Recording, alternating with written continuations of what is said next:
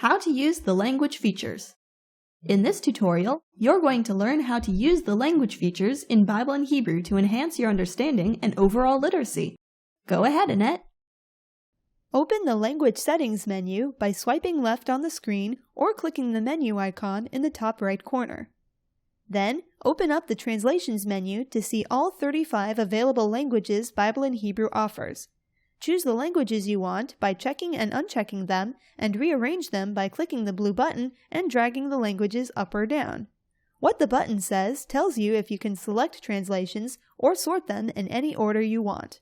Clicking Save Languages will right away bring up the new translations under the Hebrew for you to read.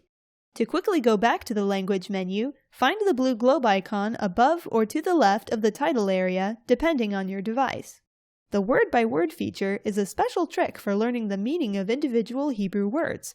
Choose and save the language you want, and select a Hebrew word to see its translation.